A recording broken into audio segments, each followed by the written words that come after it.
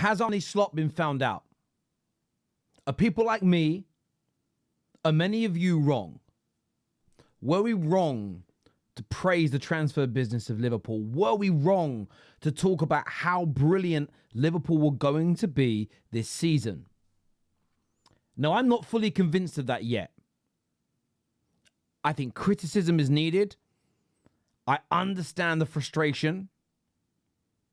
But are too many people throwing baby out with the bathwater? Is the focus on the right areas as some Liverpool fans go into meltdown because of these three defeats on the bounce? Is the blame being attributed in the right places? I want your thoughts. I want your opinions on this in the comment section, people. But I want to take some... We're going to jump in some clips. We've got to look at some of these clips.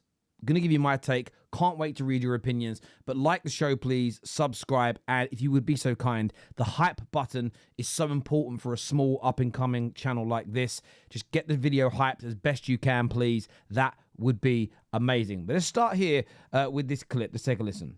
I think Arne Slot their training session, first training session should be keep the ball. Keep the ball for at least 15 minutes, right? After that, I really do think he should drop Salah. You're the second person today, Francis, that said Mohamed Salah needs to be dropped. Exactly. I'm being controversial here. He should drop Salah. If you remember, when Klopp won the title back in 2019, 2020, yeah. When we tried to defend it, the same thing happened, and then we started losing games left, right, and centre. And this is the same thing. I think history is repeating itself here again. I honestly think he should drop Salah. Wirtz is sort of blowing hot and cold at the moment. He hasn't really set the world on fire for me, and that's my opinion. I think probably many other. Dropping Mo Salah could work. Didn't against Galatasaray, but it could work. Mo Salah isn't in great form right now. He isn't playing very well. But drop him for who? How would you set up? I'm not saying you're wrong, but I always find when it comes to critiquing a football team, a business, a person, you've got to have some type of idea of the solution. So I like what the guy said. Maybe more than 15 minutes, work on keep ball.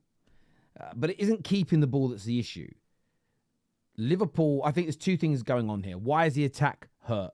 The attack's hurt because they know if they don't punish their opponent, they're leaky at the back. And they're leaky at the back because this is a systematic issue. They've got a 10, normally Wirtz at the moment, two central midfield players who are more narrow than usual, and the fullbacks keep pushing forward. Meaning there are these massive holes in behind. So what would happen last season, what would happen under Jurgen Klopp, is that Liverpool had a 3 in the midfield, and 2 of the 3 midfielders were invariably covering spaces vacated by the fullback. Because this area this season is being exploited, it's having a knock-on effect. Oh, if I lose the ball here, if I play this through ball to Salah and it gets intercepted, we might get countered. Or if I shoot and I don't score, if it's caught by the goalkeeper and they attack really quickly, we might get exploited in this position. It's always in the back of your mind. Happens in fighting. I'm a big fight fan. You can go out there and you can be all confident. You get punched in the face and you realise, that hurt. This guy could really knock me out. Sometimes it stops you from being as offensive. Sometimes it stops you from the combinations that you want, moving in the way that you want, because what you're fearful of is receiving that punch back in the opposite direction. And that is partly what Liverpool are going through right now.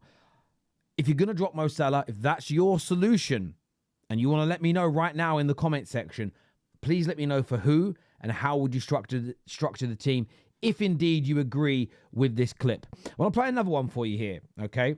Because I thought this was a very, very interesting point being made here. Let's take a listen. Okay, so let's break it down. Salah, I'll be the third caller to say he has to not only be dropped, but he needs to be given a lesson here. This guy's on 400 grand a week, right? He's done absolutely nothing this whole season. We've got a guy, an Italian guy, who everyone seems to think that called Chiesa, who scored winners, extra time, whatever you want to call it, right? He's been absolutely outstanding. So what does Slot do? He brings on Endo. He puts out one of our best midfielders to right back. He puts our best number 6, or the world's number 6, in Gravenberch at centre-half, and we've got Gomez on the bench, right? And he's trying to either hold on for the 1-1, which was never going to happen. By the way, you guys deserve to win, so I'll give you that. And then, obviously, we capitulate, and they score. You guys score the 2-1. But Slot, he's no Paisley. I've heard all this nonsense calling us woolly backs because we're not from Liverpool. He thinks he's Paisley. He inherited arguably one of the greatest teams the world's ever seen. He spent £10 million last year, and now he spent £500 million, and we've gone backwards. We don't even deserve to be 1 point behind Arsenal, if truth be told. We should have lost at least 3 or 4 of these games that we played this season. The fact that we're 1 point behind going into the Man United game in a couple of weeks' time says it's luck, complete luck. You saw what happened in midweek against Galatasaray. We were all over the place. Kanote's head's gone. This guy, Kirkes, this £40 million guy who ain't got a right foot, he's an absolute joke. So you play the captain, the second in command, Robertson at left back. You keep it simple. Macca's head's gone. He sacked it okay second half. I'll give him that. Granted. But this whole nonsense about Slot being this tactical. He obviously goes in here. Slot's not a tactical genius. He thinks he's Paisley, but he isn't. He goes on, actually. Just fair use policy means we can't show too much more. To say that Slot's been found out. How much of this do you put on Slot?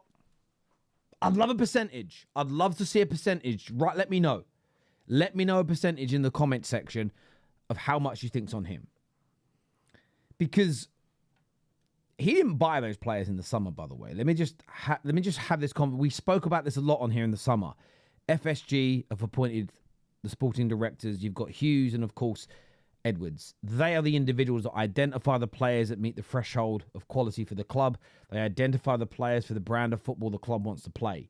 That is how Liverpool have operated for over a decade. The only time they deviated from this was for a period under Jurgen Klopp, and a period where a lot of fans actually didn't like much of the transfers that went on. And you can correct me if you see it differently. I'm only going by what Liverpool fans have phoned into my shows over the last few years saying. For me,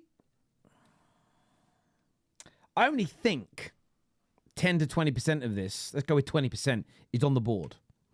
They've invested, and I think they've bought quality players. Quality players. I then think about 40% of the issue is on the manager. He hasn't found the solution, as I've already alluded to stopping yourselves being susceptible to those counterattacks. And you are very susceptible to them. Because of the holes I mentioned. And I think it's having a knock-on effect on the team. How do I know this?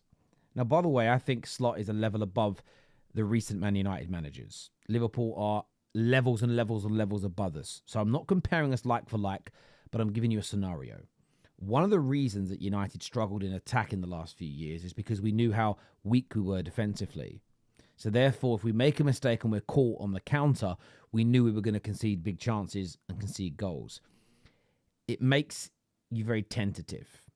And if you've ever played golf before, I only played it once, okay? And halfway through, I'm just going to walk around with you guys now. I was so bad at it. Should never have gone. It was one of those moments. I've only done this on a few occasions, but I was trying to, a few years back, I was trying to land a client when I was still working in the banking industry. Said I played golf. Oh, let's go play golf Saturday morning. My brother told me I was an idiot. My brother plays golf. He said, it's one of those sports, you can't wing it. You can't wing it. You know, you might never play squash, but if you're relatively fit, you might be able to get through a session. You can't wing golf. You're going to... And I acted about 2 or 3 holes in. I said halfway, it's a lie. 2 or 3 holes in, I said, look, I've got a level with you. I said yes because I wanted to have this meeting and get to know you, but I've never played golf. I just had to. And if it was like, I appreciate the honesty now. I get it, but it's fine. Blah, blah, blah, blah, blah. Anyway. And I remember being on, I think it was like the 9th or 10th hole. And one of the guys that he was with kept on swearing at himself, shouting on, and he hits this ball and it goes straight into some water. And I was like, I don't remember the guy's name now, to be fair, but I remember the moment. What are you shouting at? He went, I kept on thinking about going in the water. That's right. Never played golf, mind, right? That's what the point of the story. He said, as soon as you start thinking about going in the water, going in the bunker, hooking it into the rough, he went, it happens at the level we play at. He said, because you're kind of putting that thought out there, putting it into the universe. And then you're sort of focusing on it and you give it tension, your swing isn't as good. And I think football teams do that. oh, if we make a mistake here, we're going to concede a counter. It's happened. Don't actually test this theory, but imagine you get into your car and all you keep thinking about is crashing. I think there's a real chance you do it. Now, don't practice that theory, but just think about how you would feel sitting in your car. None of us think like that, do we? You don't sit in your car and go, I might crash today, I might crash today, I might crash today, I might crash today, because something bad's going to happen. There's certain things you don't... Imagine you're cutting up an onion, making a bit of spag bowl. Might cut my finger off, You're going to nick your finger at least. You don't... Certain times you don't think about stuff. When you're a footballer, the last thing you want to think when you're attacking is, if I lose this ball, we're in trouble. You don't want to think like that, but I think Liverpool are. 40% of it's the manager. The other 40% is the players. And my one message to you, Liverpool fans, your club, do with it what you will. But my message is simple. Don't let these players off the hook. There are some things that are systematic, yes. But I also believe there are elements where players are... Konate's issue is not the system. Kirkes' issue is not the system. Wirtz and Salah's form are not the system. Why? Because I think Chiesa deserves game time and he's played in the system this year. Van Dijk, I know there's the memes from the weekend, but he's played well. The goalkeeper's played well. I think Soboslai's played well. Young Rio, when he's come on, has played well. Ekitike's been brilliant this year. And they're all in that same system with the same coach. So there are definitely individuals playing well below their standard. And I think where the manager can help them, I wouldn't be starting Wirtz or Kirkes for a period. I think he keeps putting them straight back into the team too early. They just haven't settled. The pressure of playing for Liverpool is different to Leverkusen. The pressure of playing for Liverpool is different from Bournemouth.